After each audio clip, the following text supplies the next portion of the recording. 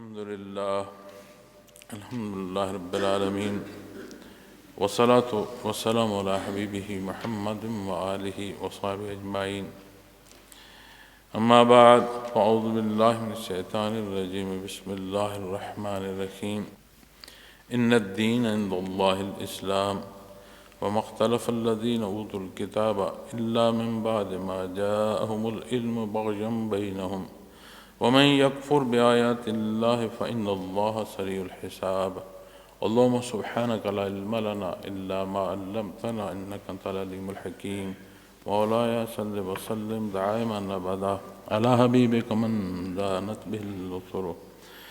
قابل صد احترام سامعین کرام السلام علیکم ورحمۃ اللہ وبرکاتہ. ارشاد باری تعالیٰ ہے یقیناً اللہ کے نزدیک دین صرف اسلام ہے، اور جن لوگوں کو کتاب دی گئی انہوں نے اپنے پاس حقیقی علم آنے کے بعد آپس میں سرکشی کرتے ہوئے اختلاف کیا، اور جو اللہ کی آیات کے ساتھ کفر کرے تو یقیناً اللہ جلد حساب لینے والے ہیں. ارشاد جو فرمایا کہ ان الدین عند اللہ الاسلام، یقیناً اللہ کے نزدیک دین حق جو ہے وہ صرف اسلام ہے. انسانی زندگی جو ہے اس نے بسر ہونا ہے ایک مسلسل عمل ہے. جہاں قرآن کریم ارشاد فرماتا ہے کہ ہر شے کو فنا ہونا ہے تو وہاں اس شے کی بنیاد ہے تو اس کی فنا تک کا اس کا پہنچنا ہے. تو زندگی ایک مسلسل عمل ہے جس نے چلنا ہے. بھلے کوئی بیٹھ رہے تو بھی یہ نہیں کہہ سکتا کہ میری زندگی گزر نہیں رہی. جب زندگی نے گزرنا ہے تو اس کے لیے کسی روش کا کسی نظریے کا ہونا لازم ہے. ہم معاشرے کے مختلف پہلوؤں کا اور مختلف زندگی اور مختلف حصوں کا جائزہ لیتے ہیں تو ہمیں زندگی کے بے شمار روش یا نظریات ملتے ہیں. انہی نظریات میں وہ پہلو بھی داخل ہوتا ہے جو مذہب کے حوالے سے اختیار کیا جاتا ہے، اور زندگی کے جو ذاتی اور اپنی حصے قرب و جوار کے ہیں وہاں پر بھی لوگوں کے نظریات اور دین اور وہ ذاتی زندگی کا امتزاج بھی ملتا ہے، اور مختلف الخیالات حالات بھی ہمارے سامنے آتے ہیں. آپ اس یہ جو ہے عالم آب و گل یا یہ جو سبب کا جہان ہے یہ فانی جہان ہے، اور شب و روز کا آنا جانا، وقت کا گزرنا اور اس وقت کا اثر انداز ہونا زندگیوں پر، وجود پر، یہ وہ پہلو ہیں جو کھلی آنکھوں بندہ دیکھ رہا ہے، سمجھ رہا ہے، بھلے وہ مان رہا ہے یا نہیں مان رہا، یہ الگ پہلو ہے. تو جب انسانی زندگی میں اس کی روش یا اس کے نظریے کی بات کریں گے تو چونکہ دین کے اگر لغوی معنوں پر آپ بات کریں تو کوئی طریقہ، روش، نظریہ، ان معنی میں اس کا پہلو ملتے ہیں. تو زندگی بسر ہونی ہے، اس نے کوئی روش اختیار کرنی ہے.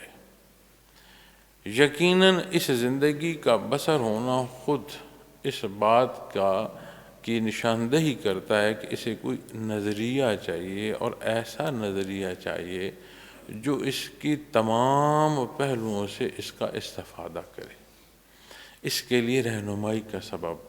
اس لیے کہ بے شک لفظ انسان کا اگر آپ مطلب دیکھیں تو اس کے مفاہیم میں کہ وہ جو مل جل کر رہے اس انسان کے، تو اسے تخلیقی طور پر اللہ کریم نے پیدا ہی ایسا فرمایا ہے کہ معاشرے کی زندگی میں یہ خوش رہتا ہے. آپ بے شک اس تمام جدت کے پہلوؤں میں یہ جائزہ لے لیں کہ جہاں زندگی کی ضروریات اور اس کی تکمیل بڑے جدید پہلوؤں سے ہو رہی ہے، بظاہر انسان کسی شہر یا کسی آبادی میں رہ رہے ہیں، لیکن ان کا رہنا ایسی آئسولیشن کا یا ایسی علیحدگی کا شکار ہے کہ رہ تو ایک آبادی میں رہے ہیں لیکن کسی کو نہیں معلوم کہ اس کے ہمسائے میں کون رہتا ہے، اس کے کیا حالات ہیں، اس نے شام کو کیا کھایا یا صبح اس کے پاس کوئی کھانے کو تھا یا نہیں تھا، وہ رات رو کر سویا یا وہ خوشی میں سویا، کسی کو نہیں معلوم ہو. تو ایسی جگہوں کا جب تجزیہ کیا جاتا ہے تو وہاں خودکشی یعنی اپنے ہاتھوں اپنی زندگی کا اختتام، اس کا رجحان زیادہ پایا جاتا ہے۔ اور حیرانگی ہوتی ہے کہ اس ساری آسائش کے بعد وہ اپنی زندگی کا خاتمہ اپنے ہاتھوں سے کر رہی ہیں، ایسی کیا مجبوری؟ تو ظاہری پہلوؤں میں مجبوری نظر نہیں آتی، چونکہ تمام جو جدت کے تقاضے ہیں انہیں میسر ہے، اس کے باوجود خوشی نصیب نہیں ہو رہی۔ تو وہ جو بنیاد ہے، جو خمیر میں ایک حصہ ہے کہ انسانی مزاج ہے کہ وہ مل جل کر رہے، اس کی معاونت جہاں ایک دوسرے کی مدد کرتی ہے، وہ معاونت اسے قلبی طور پر تسکین دیتی ہے، اور وہ تسکین اس کی زندگی کو ٹھہراؤ کا سبب بنتی ہے۔ اسی لیے قرآن کریم نے جو فرمایا نا کہ دنیا میں مال، اولاد، بیوی، بچے، جائیداد، جانور، زراعت، ان سب میں اللہ نے تمہارے لیے محبت رکھی ہے، لیکن یہ محبت ابدی نہیں ہے۔ اس محبت کا ہونا زندگی کے جو تقاضے ہیں انہیں پورے کرنے کا سبب ہوتا ہے، اور جب اس محبت کو کوئی ذاتی پہلوؤں میں لیتا ہے تو پھر وہ ظلم کرنا شروع کر دیتا ہے۔ جہاں زندگی میں آئسولیشن ہے، ہر شے ہے، وہاں لوگ خودکشیاں کر رہے ہوتے ہیں۔ جہاں لوگ آپس میں تعلق پہ ہیں لیکن وہاں کسی قانون یا کسی ضابطے کی پاسداری نہیں ہوتی، وہیں یہ اکٹھا رہنے والا دوسرے پر ظلم کرنا شروع کر دیتا ہے، ایک ظالم ہو جاتا ہے اور دوسرا مظلوم ہو جاتا ہے۔ آج اس سارے یہ جو کنیکٹیوٹی ہے اور ایک رابطہ ہے پوری دنیا کا، جسے ایک گاؤں کہا جاتا ہے، آپ اپنے گرد و پیش جائزہ لے لیں، کتنی تہذیب کی باتیں کی جاتی ہیں، کتنے حقوق کی بات کی جاتی ہے، انسانی حقوق تو کجا، جانوروں کے حقوق کی بھی بات کی جاتی ہے، لیکن دیکھتی آنکھوں آپ نہیں دیکھ رہے کہ کتنا انسانیت کا قتل ہو رہا ہے۔ کیا صرف اس لیے ہو رہا ہے کہ وہ کلمہ گو ہے؟ کیا وہ صرف اس لیے قتل ہو رہے ہیں کہ وہ کمزور ہیں؟ تو وہ سارے حقوق کے دعوے کہاں گئے؟ تو سمجھ آتی ہے کہ یہ جو انسانی روش ہے، اس میں زندگی نے بھی بسر ہونا ہے، اور کسی نہ کسی نظریے پر اس نے بسر ہونا ہے۔ وہ نظریہ حق بھی ہو سکتا ہے، نا حق بھی ہو سکتا ہے، اجتماعی پہلوؤں میں بھی ہو سکتا ہے، اور انفرادی حیثیتوں میں بھی ہو سکتا ہے۔ اب جو یہ ظلم ڈھا رہا ہے، آپ اس کی گفتگو سنیں۔ یہ ساری یہ جو جتنی کنیکٹیوٹی ہے اور جتنا ربط ہے، اس میں لائیو دکھایا جا رہا ہے کہ یہ قتل عام ہو رہا ہے۔ اب جو قتل کر رہا ہے اس کی جب بات آپ سنتے ہیں، کتنی وہ جواز دے رہا ہے، اور جو مظلوم کی آہ پکار آپ سنیں تو آپ حیران رہ جائیں کہ ان کے حالات کیا ہو رہے ہیں۔ اب وہ جو ظالم ہے اس نے اپنا ایک نظریہ بنا رکھا ہے، تو اس کے نظریے کے مطابق یا اس نے جو روش اختیار کی ہے، اس کے نزدیک جو کچھ وہ کر رہا ہے وہ درست کر رہا ہے، یہ اس کا حق ہے۔ کیوں؟ اس لیے کہ وہ انسان نے خود نظریہ جو ہے اس کی تعبیر بنا لی ہے، اس نے اصول اور ضابطے خود بنا لی ہیں۔ اگر تورات و انجیل تک بات جاتی اور اگر اس کا اصل ہونا انہیں نصیب ہوتا تو ایسے نہ ہوتا۔ ہر آنے والی کتاب نے جہاں پہلے کتاب کی تصدیق کی ہے، وہاں جو ہے نئی شریعت جو ہے اس کا حکم بھی نافذ ہوا۔ اسی طرح جب قرآن کریم نازل ہوا تو قرآن کریم تمام کتب سابقہ کی تصدیق فرماتا ہے، لیکن حکم پھر اب جو نافذ ہوگا وہ قرآن کریم کا ہوگا۔ حضرت آدم علیہ السلام نے جو بیان فرمایا اور اختیار فرمایا، اختیار کرنے کا حکم فرمایا، تربیت فرمائی، وہ جتنا حصہ ہے وہ سارا دین اور دین اسلام اور وہ مسلمان، یہی پہلو ہر حکم کے ساتھ آئے، انبیاء اور رسول مبعوث ہوتے رہے، جہاں نئی شریعت دی گئی وہاں کا ماننے والا مسلمان اور وہ شریعت اسلام۔ جب قرآن کریم پر بات پہنچی اور اس کی نزول ہوا اور نبی کریم صلی اللہ علیہ وسلم کی بعثت اللہ کریم نے عطا فرمائی ہے، مخلوق کو انعام نصیب ہوا، تو پھر تمام انبیاء اور رسول کی تصدیق، کتب سابقہ کی تصدیق، تمام اصول ضابطے جو اللہ نے ارشاد فرمائے تھے ان کا حق ہونا۔ لیکن اب حکم وہ ہے جو اب اللہ کریم نے عطا فرمایا۔ تو جب آپ ان کی رویے اور روش کو دیکھتی ہیں تو ایسا اللہ کا حکم ہے۔ قرآن کریم جب تصدیق فرماتا ہے تو اس تصدیق میں وہ امور جو سابقہ احکامات ہیں ان کی جہاں انسانی ضرورت میں کوئی پہلو درکار ہے تو وہ ان احکامات میں موجود ہے۔ آپ بنیادی توحید کے حوالے سے آپ دیکھیں تو قرآن کریم جو ہے یہ ارشاد فرماتا ہے کہ یہ بنیاد اور توحید جو ہے یہ پہلے دن سے مخلوق کو اللہ نے عطا فرمائی۔ حضرت آدم علیہ السلام کی دعوت سے لے کر آپ صلی اللہ علیہ وسلم کے مبعوث ہونے تک یہ بنیاد اللہ لا الہ الا ہو، کوئی اس کے سوا نہیں، جو بنیاد کلمہ ہے کہ لا الہ الا اللہ، یہ بنیاد اللہ نے ہر ایک کو عطا فرمائی۔ اب احکام میں جہاں جو ضرورت تھی یا جتنے احکام کی ضرورت تھی اللہ نے وہ عطا فرمائے اور وہ تبدیل ہوتے ہیں، کیونکہ جو بنیاد ہے توحید کی یہ تو خبر ہے اور اس کی تصدیق کرتے آئے۔ اب کہیں دوسری خبر آئے تو پھر اس کا مطلب ہے کہ ایک خبر غلط ہے۔ تو عقائد کی تو جو بنیاد ہے وہ یہ ہے کہ ہر پہلو جو عطا فرمایا جا رہا ہے وہ درست ہے، تو یقیناً وہ پہلو پھر آج قرآن کریم کے نزول تک اور اس میں موجود اور اس کے ماننے تک کے احکامات میں اللہ نے عطا فرمائے۔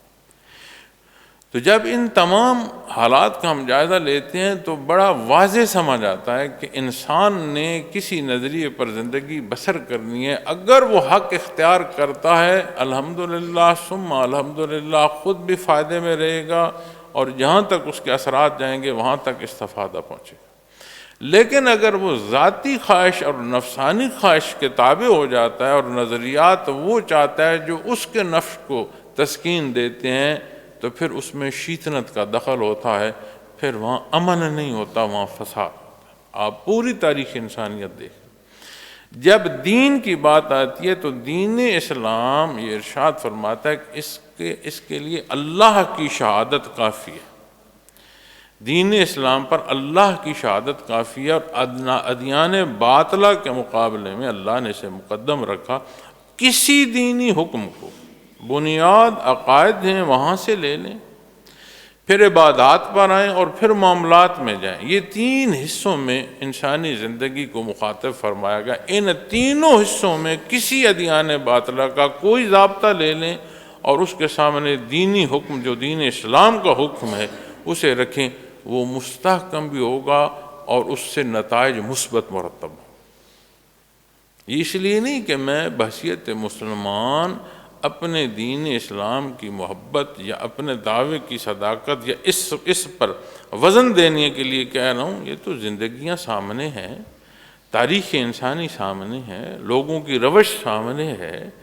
آج کی زندگی میں جو ہو رہا ہے وہ ہم ساری کھلی آنکھوں دیکھتے رہے ہیں۔ آپ اپنی زندگی کا جائزہ لے لیں، اپنی سوچوں اور اپنے اعمال کا جائزہ لے لیں، اور جو آپ سوچتے ہیں اسے بھی دیکھ لیں، اور جو اللہ نے حکم دیا جس کی تربیت نبی کریم صلی اللہ علیہ وسلم نے فرمائی اس حکم کو بھی دیکھ لیں۔ دونوں کے عمل میں آپ کو سمجھ آ جائے گی مستحکم حکم وہی ہے جو دین اسلام دیتا ہے۔ اس لیے کہ خالق جس نے مخلوق کو پیدا فرمایا ہے، شان ربوبیت یہ اس کا تقاضا ہے، شان ربوبیت کا، کہ جو مخلوق ہے جو محتاج ہے اس کی محتاج دور فرمائے وہ محتاجی۔ اب زندگی بسر کرنا یہ بھی تو ایک محتاجی تو ہے کہ اسے رہنمائی نصیب ہو۔ تو جب یہاں دین اسلام کی بات آتی ہے تو پھر دین اسلام وہ تربیت دیتا ہے جو ذات سے لے کر اجتماع تک ہر ایک کی ضرورت اور ہر ایک کے لیے سود مند اور فائدہ مند ہوتا ہے۔ پھر جب دنیاوی اصول کی بات کی جاتی ہے تو اس کی حدود و قیود پھر دنیا رہ جاتی ہے، لیکن جب بات اللہ کے حکم کی جائے اور اس کی وحدانیت کا اقرار کر کے بات سمجھی اور اختیار کی جائے تو اس کے نتائج صرف دنیا تک نہیں رہتے، اس کے نتائج جو بنیاد اور اصل ہے، جو مقصد حیات ہے، وہاں سے آشنائی ہے، اور پھر جہاں ہمیشہ کی زندگی ہے وہاں تک کی کامیابی ہے۔ یہ کامیابی جو حق پر قائم رہنے سے نصیب ہوتی ہے یہ اصل کامیابی ہے، اور اس کامیابی سے ہر طرف مثبت پہلو جاتا ہے، اور نہ صرف یہاں کی کامیابی ہے بلکہ ہمیشہ کی جو زندگی ہے، چونکہ بنیاد ایمان جو ہے وہ ہمیں آخرت، ایمان بالغیب میں یہ سے بھی تو جو جزا و سزا ہے، جو قیامت کا قائم ہونا ہے اور ہر ایک نے اللہ کے حضور پیش ہونا ہے، تو وہاں ہر ایک نے اپنی پوٹلی نہیں اٹھائی ہوئی۔ تو پھر جب بات جزا و سزا کی آتی ہے اور اخروی حیات کی آتی ہے، تو یہ وہ ضابطے اور وہ اصول ہیں جو ہمیں اپنی زندگی میں ٹھہراؤ دیتے ہیں، معاشرے کا ایک مثبت اور متحرک فرد ہونا عطا فرماتے ہیں، اور اخروی کامیابی سے ہم کنار کرتے ہیں جو اصل ہے۔ تو یہاں یہی پہلو بھی سمجھنے کی ضرورت ہے کہ دنیا کی زندگی سے قطع تعلق ہونے کی بجائے یہ ضابطے اور ان حدود کو جو دین اسلام عطا فرماتا ہے اسے سمجھا جائے، سیکھا جائے، اختیار کیا جائے، اور حتمی جو بات ہے وہ اخروی زندگی کو دیکھا جائے کہ اللہ کریم کی رضا کس حکم میں ہے، وہ کون سا پہلو ہے جس سے اللہ کریم راضی ہوں، جس سے اللہ کریم کا قرب نصیب۔ جہاں میں اللہ کریم کی رضا کی بات کر رہا ہوں، یہاں ایک ذیلی نقطہ ضرور عرض کر دوں کہ بالعموم یہ بات سننے میں آتی ہے کہ اللہ کو میاں راضی کر لو۔ اللہ ناراض نہیں ہے۔ اللہ کی رضا، جو اللہ نے ہمارے لیے بہترین حصے عطا فرمائے ہیں، ان کا سب کا استفادہ ہمیں ہے، ہماری ضرورت ہے۔ اور جہاں اللہ جل شانہ کی ذات ناراض ہوتی ہے، وہاں یہ مخلوق تجاوز کر رہی ہے اپنے حدود اور اپنی قیود سے، اور اس کا نقصان بھی اسی کو ہونا ہے۔ اس لیے اللہ فرماتا ہے کہ اللہ کسی پر ظلم نہیں فرماتے، یہ خود اپنے اوپر ظلم کرتے ہیں۔ تو جب اس تمام بحث کو سمیٹ کر میں یہ آیہ کریمہ کی تلاوت کروں، ان الدین عند اللہ الاسلام، یقیناً اللہ کے نزدیک دین صرف اسلام ہے، تو یہ بات اعلانیہ ہے کہ جس پہلو کو اختیار کر رہے ہو اس کی سوچ سے اس کے عمل تک شریعت مطہرہ کی پابندی کرو۔ کیسے پابندی کرو گے؟ جب دین مولانا کا ہوگا، جب دین کے لیے آپ اس کے خفی پہلوؤں کے لیے آپ کہیں کہ جی فلاں جو بزرگ ہیں ان کی بات ہے یا فلاں خانقاہ کی بات ہے، کیسے ممکن؟ تبھی ممکن ہوگا کہ جب میں دین کا علم حاصل کروں۔ تو ضروریات دین کا جاننا ہر ایک کی بنیاد اور اس کی ذمہ داری ہے۔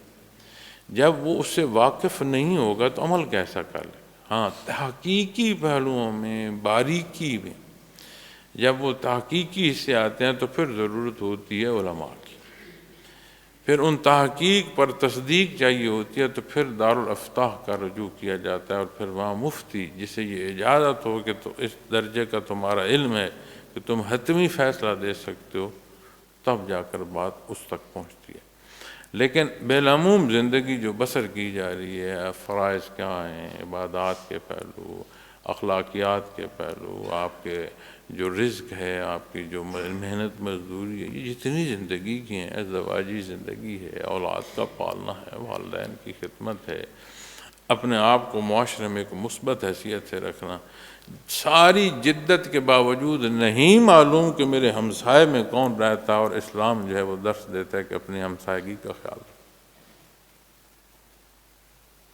تو جب ان ضابطوں کو آپ دیکھیں گے اور اپنی زندگی سے زیادہ لیں گے، جہاں یہ تصدیق ہوتی ہے نا کہ واقعتاً اس کے مقابل کوئی اور نظریہ نہیں ٹھہر سکتا، ایک ہے ہر بات کامل، جامع، اکمل، اور جس پر عمل کیا جا سکے وہ یہی بات ہے۔ تو اس جائزے کے تصدیق میں جب اپنی عمل کو پرکھ کریں گے تو پھر آپ کو سمجھ آئے گی کہ کس درجے کے جو اعلیٰ حکم ہے دین اسلام کا ہے۔ تو جب اس نظریے اور اس روش پر بحث کریں گے تو پھر ہماری زندگیاں ثابت کر رہی ہیں، بحیثیت مسلمان دعویٰ نہیں۔ میں قرآن کریم سے تلاوت کر رہا ہوں، اور کتنے لوگ ہیں جو قرآن کریم کی تصدیق ہی نہیں کرتے، انکار کرتے ہیں۔ اپنی زندگی کے اصول اور ضابطے لیں، اور جو دین اسلام حکم کر رہا ہے اس کے مطابق اس کی پرکھ کو دیکھیں، ان کی زندگی، ان کے عمل، ان کے نتائج شہادت دینا شروع کر دیں گے کہ جو بات دین اسلام نے بیان فرمائی، جو قرآن بیان فرما رہا ہے، بات حق وہی ہے۔ تو اسے اگر بحیثیت مسلمان ہم اپنی زندگیوں کا جائزہ لیتے رہیں اور خواہشات نفسانی کو حاوی پائیں تو پھر ہم کیا بات کر سکتے ہیں اس موضوع پر؟ کوئی کسی کے ایمان کا جائزہ نہیں لے سکتا، یہ اللہ کریم اور اس بندے کے مابین ہے۔ میرے اور آپ کے سامنے تو جو اس کی تصدیق ہے اور اس کے ظاہری اعمال ہیں کہ جو اس نے اعلانیہ کی، نہاں خانہ دل میں کیا ہے یہ اللہ جانے اور اس کا بندہ جانے۔ ہم ظاہری پہلوؤں کے مکلف ہیں، وہ ترازو تو اللہ کریم کے حضور جا لگے گا، وہ جانے، اس کے مخلوق جانے۔ اعمال کو ہم جب دیکھتے ہیں اور اپنے کردار کو جب ہم دیکھتے ہیں، اپنی معاشرے کی روش کو جب ہم دیکھتے ہیں، ہمارے اعمال کے جو نتائج ہیں انہیں جب ہم دیکھتے ہیں تو سمجھ آتی ہے کہ ہم مان تو رہے ہیں ان الدین عند اللہ الاسلام، اس پر عمل نہیں کر رہے، یہ یقین نہیں کر رہے اس پر۔ اگر اس پر یقین ہو تو پھر معاشرہ ایسا نہیں ہوتا جیسا آج ہمارا معاشرہ ہے۔ ایسی تنگی تکلیف نہیں ہوتی معاشرے میں جو تنگی تکلیف جسے ہم دیکھ رہے ہیں۔ تو جہاں قرآن کریم کا اقرار ماننا، اس کی تلاوت، اس کی برکات ہے، وہیں اس کے عمل تک کی بات ہے۔ تو اس زندگی کی گزرتی سانسوں کو اللہ کریم کے حکم سے مزین فرمائے۔ اس کی خوبصورتی جو ہے صرف ایک راستہ ہے، صرف ایک راستہ، اور وہ اتباع محمد رسول اللہ صلی اللہ علیہ وسلم ہے، اس کے علاوہ کوئی نہیں۔ جہاں تجاوز ہے، قرآن فرماتا ہے کہ خواہشات جو ان کی نفسانی خواہشات ہیں ان کی پیروی کرتے ہیں۔ تو جتنے تجاوزات زندگی میں ہیں کسی ایک کو پرکھ لو، آپ کو اپنی خواہشات جو نفسانی خواہشات ہیں ان کی پیروی ملے گی، اس میں شیطنت ہوگی، حق نہیں ہوگا۔ اللہ کریم یہ توفیق دے کہ ہم دین کو سمجھیں، یہ جو اقرار ہے، یہ جو تصدیق اس درجے کی اور اس مضبوطی کی نصیب ہو کہ یہ ماننا نہاں خانہ دل تک پہنچے، اور یہ جو دینی علم نصیب ہو اس پر عمل نصیب ہو۔ وَمَا اخْتَلَفَ الَّذِينَ أُوتُوا الْكِتَابَ إِلَّا مِن بَعْدِ مَا جَاءَهُمُ الْعِلْمُ بَغْيًا بَيْنَهُمْ۔ فرمایا اور جن لوگوں کو کتاب دی گئی، اب جب دعوت حق دی گئی تو سامنے جہاں کافر تھے وہاں مشرکین بھی تھے۔ مشرکین میں صاحب کتاب قومیں بھی تھیں، انہوں نے اس میں کتنی آمیزش کی، کتنا حق اس میں جو ہے اس سے ہٹا کر اپنی باتیں ڈالیں، کیا کیا کچھ کیا، پھر کس بات کو کیسے مانا، یہ ساری ایک الگ بات ہے۔ لیکن تورات و انجیل کے ماننے والے جو ہیں وہ نبی کریم صلی اللہ علیہ وسلم کے مخاطبین میں شامل ہیں۔ تو جب وہاں بات آتی ہے تو قرآن کریم یہ بھی فرماتا ہے، وہ کہتے ہیں ہم اپنی کتاب کو تو مانتے ہیں، باقی کسی کی تصدیق نہیں کرتے۔ اور قرآن فرماتا ہے اگر اپنی ہی کتاب کو فرض کرو تورات کی بات ہے، تو جب یہود کی بات آتی ہے تو تورات کو مانتے ہو تو پھر انبیاء علیہ السلام کو کیوں ناحق قتل کرتے رہے ہو؟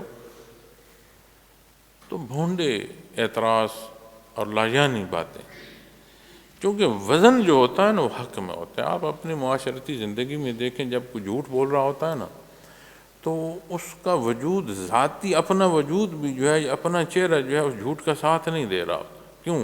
اس لیے کہ وہ بات کھوکھلی ہوتی ہے، وزن والی نہیں ہوتی، اور جو سچ بول رہا ہوتا ہے اس کی آنکھیں آپ کو بتا رہی ہوتی ہیں، اس کا چہرہ آپ کو بتا رہا ہوتا ہے، اس کا وجود بتا رہا ہوتا ہے کہ یہ سچ بول رہا ہے۔ اس کے الفاظ میں وزن ہوتا ہے، وہ پوری زور دے کر بات کرتا ہے، اور جو جھوٹ بول رہا ہوتا ہے وہ نظر آتا ہے کہ یہ ڈگمگا رہا ہے۔ کیوں؟ وزن ہوتا ہی حق میں ہے، جھوٹ میں وزن ہوتا ہی نہیں ہے۔ تو جو وہ انکار کرتے ہیں کہ جی ہم اپنی کتاب کا مانتے ہیں اور باقی نہیں مانتے، انکار کرتے ہیں، قرآن کریم میں غالباً ابتدائی حصے میں یہ آیا کریمہ ہے کہ پھر جب تم باقی کتب کا انکار کرتے ہو تو جو اللہ کے انبیاء مبعوث ہیں انہیں پھر ناحق کیوں قتل کرتے رہے، یہ ظلم کیوں ڈھاتے رہے؟ کوئی جواب نہیں۔ تو جب یہ حق کی دعوت دی گئی، اور میں سوچتا ہوں معزز سامعین کرام، میں سوچتا ہوں کہ اس دھرتی پر اور اس نیلے آسمان کی چھاؤں میں آپ صلی اللہ علیہ وسلم کا جلوہ افروز ہونا، اور آپ صلی اللہ علیہ وسلم امام الانبیاء خاتم النبیین رحمت للعالمین، آپ دعوت حق دے رہے ہیں، اور کیسا موذی اور بدبخت ہوگا جس کی کیفیت قرآن بیان فرماتا ہے کہ وہ اندھے ہیں، وہ بہرے ہیں، صم بکم، کیسے اندھے اور بہرے، اور کیسی بڑی بدبختی ہے کہ کتنی عظمت کا زمانہ کہ معیت محمد الرسول اللہ صلی اللہ علیہ وسلم ایمانی پہلوؤں میں نصیب ہو، بالعموم حیات سے ایمان کا وہ درجہ جو صحابیت کا ہے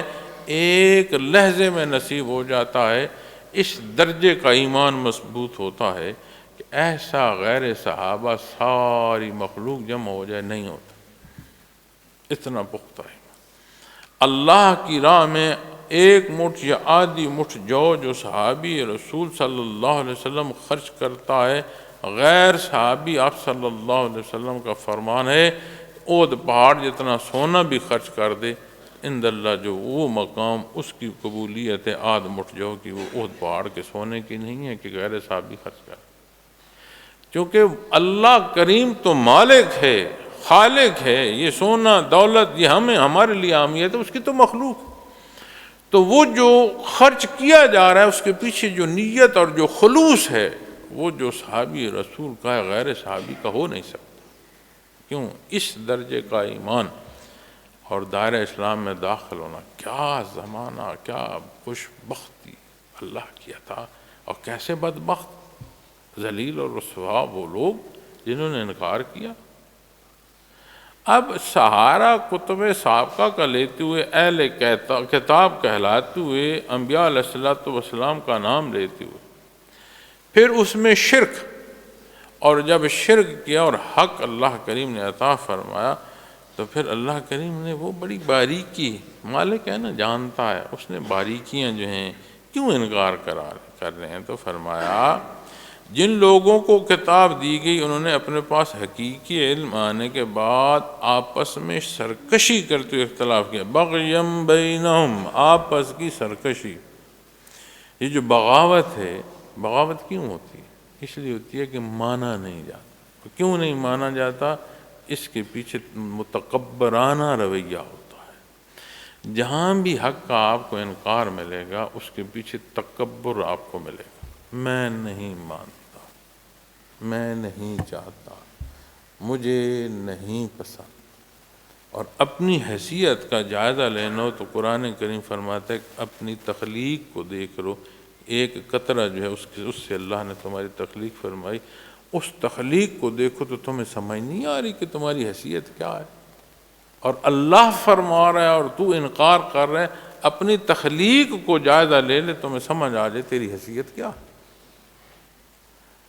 اور تو اس ایک قطرے کی پانی سے جسے تجھے اللہ نے یہ حیات بخشی، اور تو اپنی اس توانائی کے حصول کے بعد پھر حق کا انکار کرتا ہے۔ اور جو حکم ہے وہ کس کا ہے؟ اللہ رب العالمین، جو مالک ہے، جو خالق ہے، جو رازق ہے، اس کے حکم کا انکار کرتا ہے۔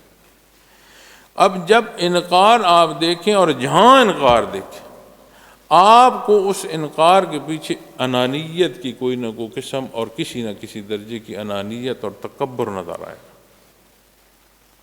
اگر وہ انانیت اور تکبر نہ ہو تو بندہ بات مان لے، اقرار کر لے، انکار نہیں کر سکتا۔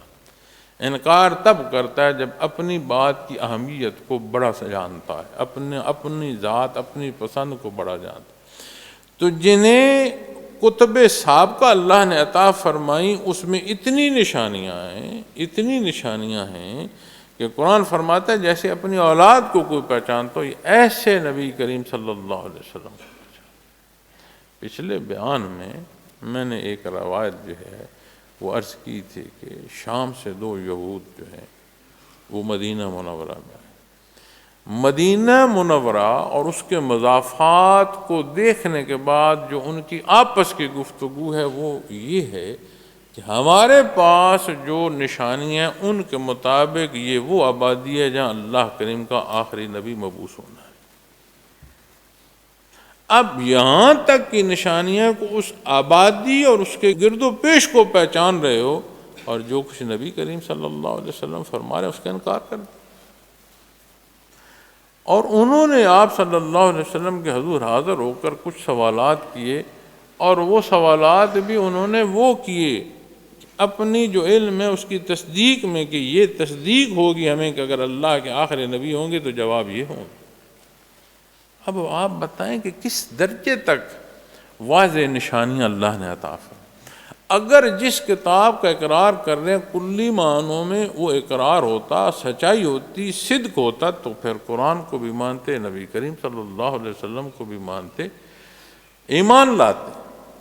تو قرآن فرماتا ہے کہ جنہیں کتاب دی گئی، جن لوگوں کو کتاب دی گئی، انہوں نے اپنے پاس حقیقی علم آنے کے بعد جب قرآن کریم کا نزول ہوا تو کتب سابقہ کی جہاں بھی کوئی کمی بیشی ہے وہ تو بات ختم ہو گئی، اس لیے کہ اب حقیقی علم آ گیا۔ جہاں فرمایا نا اس کے بعد من بعد ما جاءہم العلم، کہ اس کے بعد جو اللہ نے علم عطا فرمایا حقیقی علم آ گیا۔ جب حقیقی علم آ گیا تو اس کا مطلب ہے حق تو آ گیا۔ اب جو حق جانتا ہے سامنے موجود ہے اس کا انکار کر رہا ہے تو یقیناً پھر وہ بغاوت کر رہا ہے، ایک دوسرے سے اپنی بڑھائی کے لیے کر رہا ہے۔ حق اور ناحق کی بحث میں ہے ہی نہیں۔ اگر حق کا متلاشی ہوتا تو پھر اسے حق نصیب ہوتا، وہ اپنی بغاوت، اپنی انا اور اپنے جھگڑے میں پھنسا ہوا ہے، اس لیے وہ حق کو دیکھتے ہوئے بھی اس کا انکار کر رہا ہے۔ کیوں؟ بغاوت کر رہا ہے، ایک دوسرے کا مقابلہ کر رہے ہیں۔ بغیم بینہم، جو اپنی سرکشی ہے آپس کے اختلاف کی وجہ سے کر رہا ہے، اختلاف سرکشی کے سبب اپنی بڑھوتی میں پھنسے ہوئے ہیں۔ وَمَن يَكْفُرْ بِآيَاتِ اللَّهِ فَإِنَّ اللَّهَ سَرِيعُ الْحِسَابِ، اور جو اللہ کی آیات کے ساتھ کفر کرے، جو انکار کرے، تو یقیناً اللہ جلد حساب لینے والے۔ قرآن کریم فرماتا ہے کہ یہ چاہتے ہیں کہ ان کی زندگیاں جو ہیں 1000 برس کی ہوں، اور اگر انہیں 1000 برس کی زندگی دے دی جائے تو بھی یہ عذاب سے نہیں بچیں گے۔ یہ آیت ہے قرآن کریم۔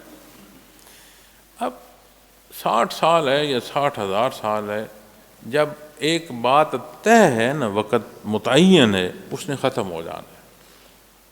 ہم اپنی زندگیوں کا اگر جائزہ لیں نا، کہ اپنے بچپنے کو دیکھیں، یہاں یہ بچے بیٹھے ہیں، انہیں کی کلاسوں میں ہم بھی اس عمر میں تھے، تو اس بات کو اور آج اپنے اس عمر کے حصے کو دیکھیں، وہاں سے یہاں جو لوگ بیٹھے تھے ہمارے نزدیک بہت فاصلہ تھا عمر کا۔ اب جب ہم پلٹ کر اپنی اس عمر کو دیکھتے ہیں لگتا ہے یہ تو کل کی بات تھی، میں کل وہاں دیوار کے ساتھ ایسے بیٹھا تھا، انہی کلاسوں میں تھے، ایسے بیٹھے تھے۔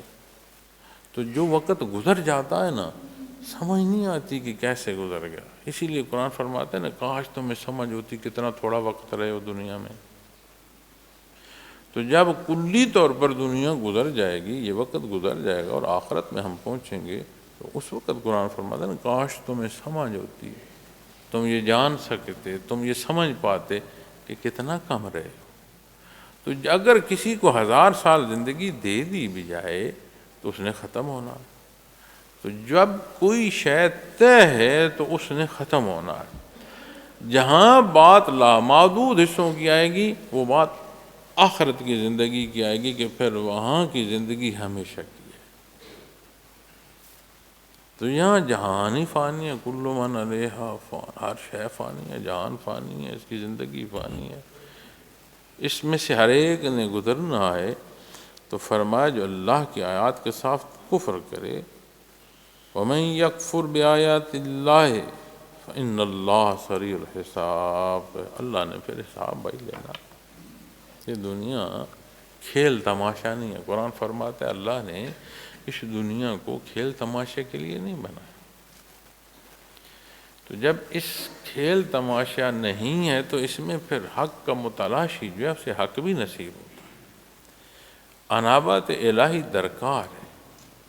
ہم سوال لیے پھرتے ہوتے ہیں، میں دین کیسے جانوں، کس کے پاس جانوں، کس کا مانوں، کتنے دعوے ہیں۔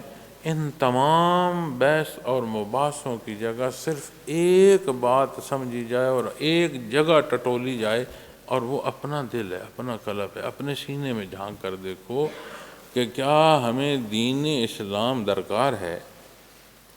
کیا ہم چاہتے ہیں کہ اللہ کریم کا حکم جو ہے وہ مجھے نصیب ہو؟ کیا ہم چاہتے ہیں کہ نبی کریم صلی اللہ علیہ وسلم کا اتباع مجھے نصیب ہو؟ جہاں جھانکو، ہم سارا جہان پھرتے ہیں، یہاں نہیں جھانکتے۔ آپ جہاں مرضی چلے جاؤ، جب یہاں آپ کا حق کی درکار نہیں ہوگا، انابت الہیہ نہیں ہوگی، آپ سن نہیں سکو گے، آپ دیکھ نہیں سکو گے۔ اور اگر یہاں آپ کو انابت نصیب ہو تو یہدی الیہ من ینیب، تو اللہ کریم اسباب عطا فرما دے گا۔ اللہ محتاج نہیں ہے کہ ضرور فلاں کے پاس جائے گا تو اسے علم نصیب ہوگا دین، ضرور فلاں کے پاس جائے گا تو اسے کیفیات محمد رسول اللہ صلی اللہ علیہ وسلم نصیب ہوں گی۔ وہ تمام جہاں یہ حصے نصیب ہو رہے ہیں وہ خود مخلوق اور محتاج۔ اللہ کریم مسبب الاسباب ہے، وہ سبب عطا فرما دے گا، لیکن تلاش تو کرو، دیکھو تو صحیح کہ تم طالب ہو بھی صحیح کہ نہیں۔ تو جب طلب نصیب ہو اور اس طلب میں صدق ہو تو ڈھونڈنے کی نہیں ضرورت پیش آئے گی، ہر چیز میسر آئے گی۔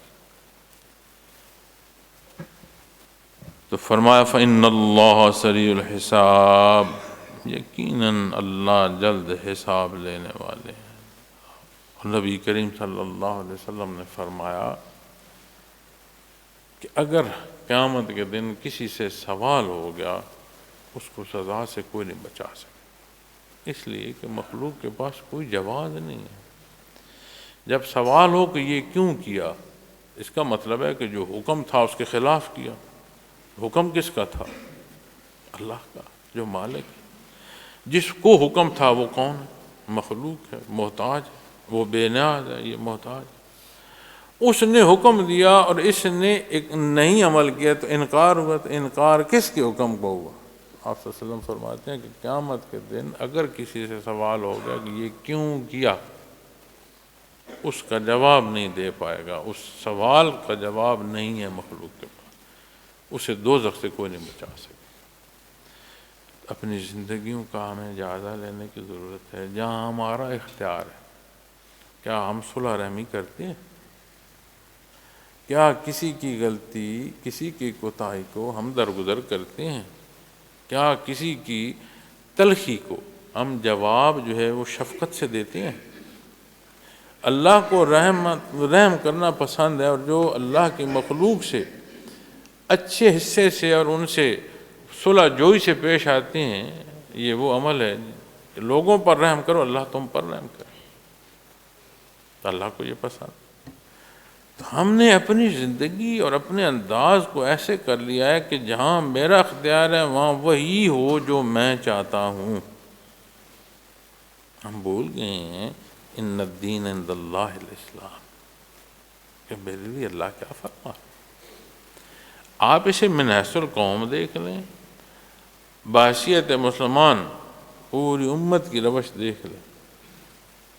میں یہ نہیں کہہ رہا کہ جو میں بیان کر رہا ہوں بڑا عبادت گزار اور پرہیزگار ہوں اور مخلوق ساری گناہگار ہے، نہیں۔ میں تو نتائج کو دیکھ رہا ہوں کہ یہ جتنی عدت تڑپ ہمارے معاشروں میں پیدا ہو چکی، جتنی لاقانونیت ہمیں پسند ہے، جتنا متکبرانہ رویے ہمارے ہیں، ایک دوسرے سے جو نفرت ہے، ایک دوسرے کے ساتھ جو انداز تخاطب و تکلم ہے، جو ہمارے معاشرے میں بڑوں کا ادب رہ گیا یا بڑوں کی شفقت چھوٹوں کی طرف رہ گئی، ان تمام حصوں کو جائزہ لیں تو کیا سمجھ آتی ہے ان الدین عند اللہ الاسلام؟ قرآن جو فرما رہا ہے اس پر میں کہاں کھڑا ہوں؟